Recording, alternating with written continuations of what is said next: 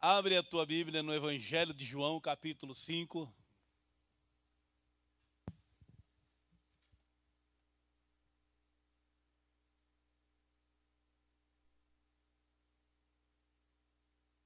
Evangelho de João, capítulo de número 5.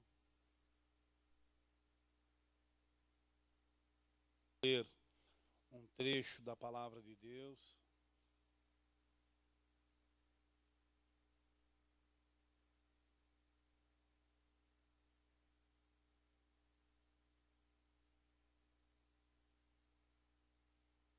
Ler o versículo de número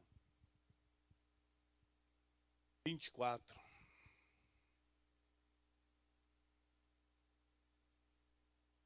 Evangelho de João, capítulo de número 5, versículo a partir do 24.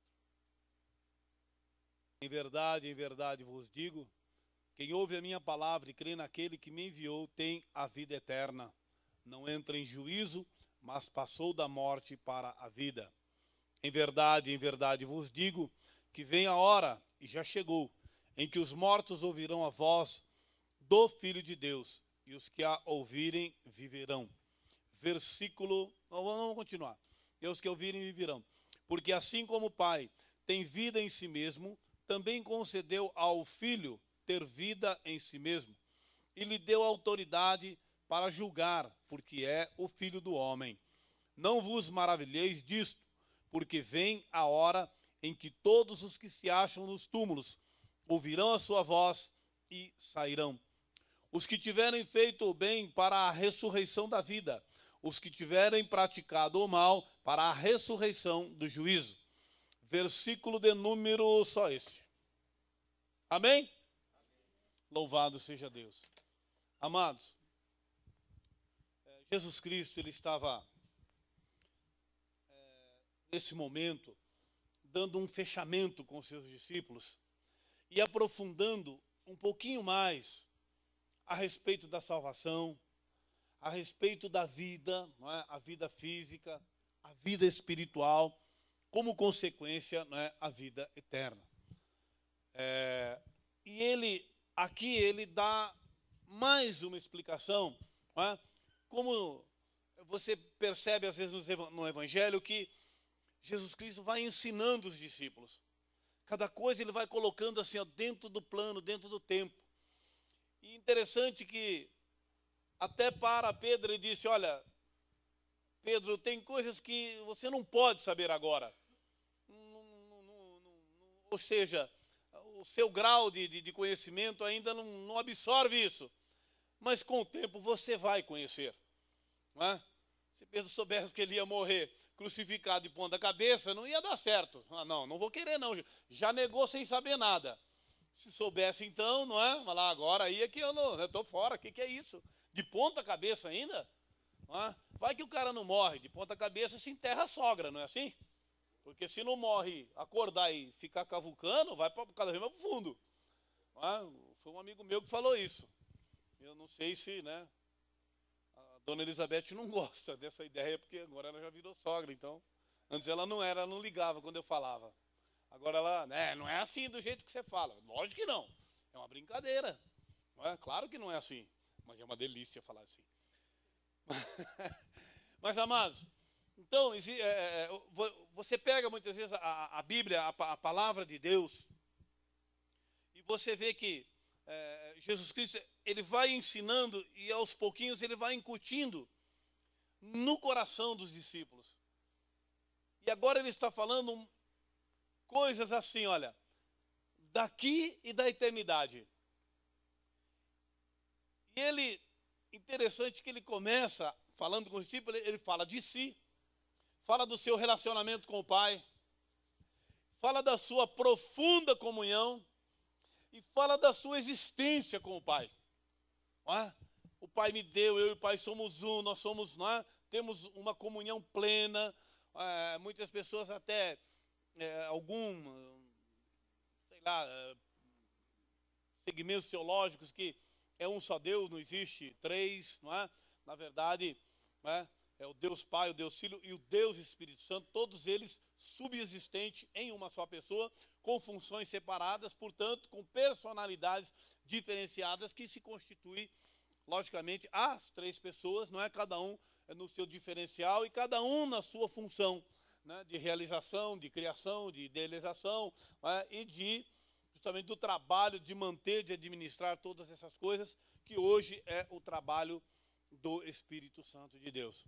Então, amados, nós prestamos atenção nisso e o versículo que nós lemos, Jesus Cristo está fazendo uma colocação maravilhosa. O versículo de número 21, deixa eu ver aqui, 24, coloca aqui para mim, por gentileza, ó. Aí fica mais fácil. Olha, em verdade vos digo, que quem ouve a minha palavra, interessante que você ouve, você vê bastante assim, ó, em verdade, tem assim, ó, em verdade e na verdade, não é? Você sabe por que isso? Sabe por que Jesus fala sempre assim, ó, em verdade e em verdade? Fala aí, nosso teólogo mor, pastor Jorge, bacharel em teologia. Hã? Por quê? É verdade? Não é? É uma afirmação. Deus verdadeiro e o Filho verdadeiro. Não é? Jesus Cristo é a verdade de Deus. A Bíblia fala que quem não crê em Deus, não é? Quem não crê em Jesus Cristo como Salvador, a Deus faz mentiroso. Não é? E a ira de Deus sobre o tal permanece. Essa ira é a condenação. Não é? A condenação, porque não crê em Jesus está condenado. Não tem essa de... Né? Às vezes as pessoas elas procuram roupagens espiritual. As pessoas elas fazem suas religiões, elas criam o seu credo, né? Inventam a sua forma de servir a Deus. E muitas vezes elas se esquecem que Deus tem a forma. E as demais coisas são fórmulas. E Deus não responde por isso. Então, às vezes eu crio, a Bíblia fala assim, ó, bem-aventurado é o homem que não se condena naquilo que ele aprova.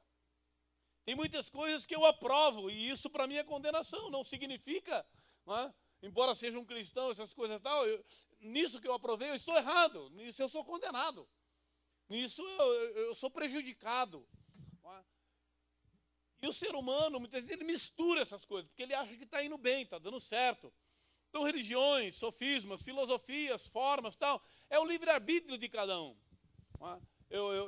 Às vezes eu fico vendo as pessoas nos programas de televisão, eles vão lá e vai os crentes também, e é 15, 20 minutos para cada um defender a sua...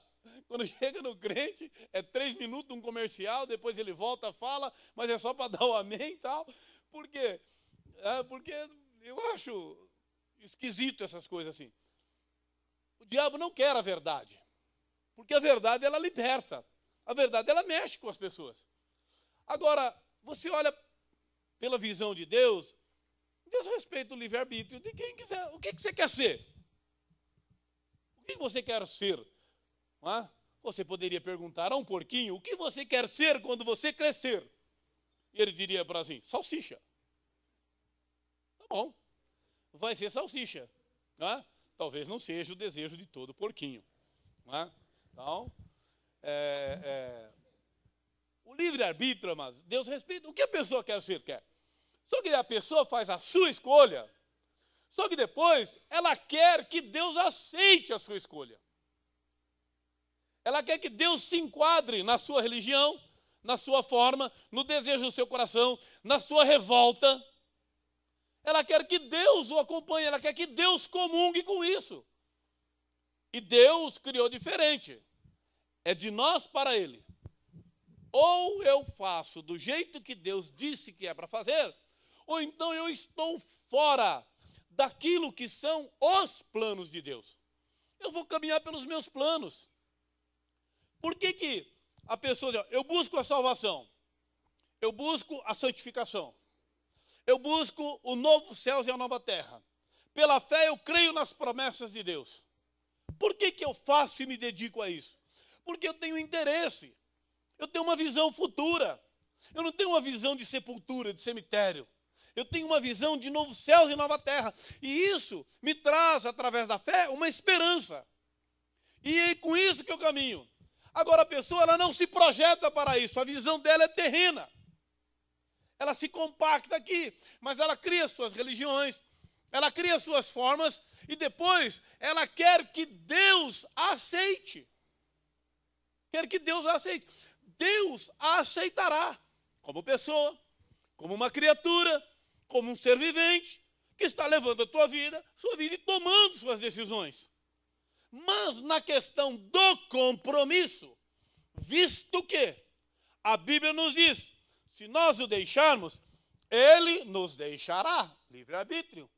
Se nós formos infiéis, ele, porém, permanece fiel, porque ele não pode negar-se a si mesmo. Ele continua sendo Deus, ele não vai mudar porque eu mudei, porque a tua opinião mudou.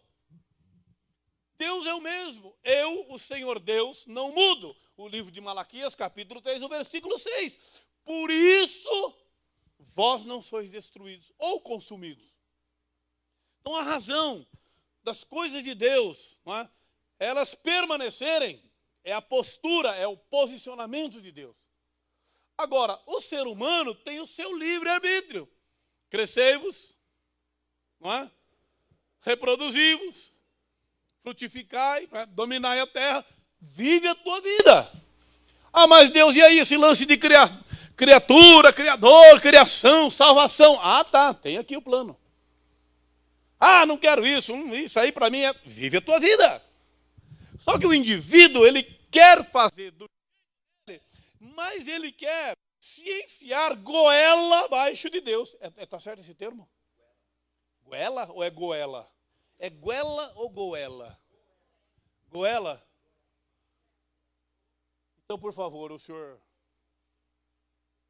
Tá? O senhor fica na sua aí. Tá? Eu estou com um problema de... Tá? Já estou meio... Complexado. Ainda me dá um... Então as pessoas, elas... Olha... Deus a pessoa com a história. Preste atenção. Mas não a aceitará como aceita, como mas vai ter como estás, vai se vai alinhar de Deus.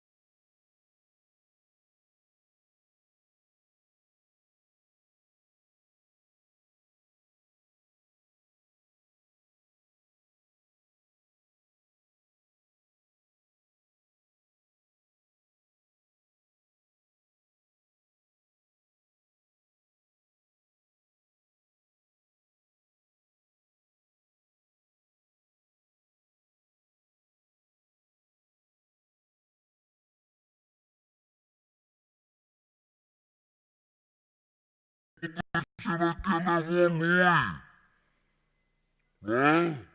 Que ele transpassa, que nasce homem, depois nasce mulher, depois vai para um animal, depois vai para isso, para aquilo, tal, até cumprir o seu ciclo. Né? Agora a Bíblia ela tem outro segmento, amados. Volta para Deus. Volta para o mundo espiritual. Volta para a eternidade. Volta para a eternidade. Com Deus ou sem Deus. Esse é o grande lance da Bíblia. Por isso que Jesus Cristo falou assim, ó. Quem ouve a minha palavra e crê naquele que me enviou, porque não é só ouvir. É o resultado daquilo que se ouve. Por isso que você vira a igreja e ouve a palavra de Deus. Ele ouve. Não é isso? Então ouve. Você não pensa. Se você não vive, você não acredita. E tem muitos que não estão, né? Já ouve, já pratica. Ou é o certo.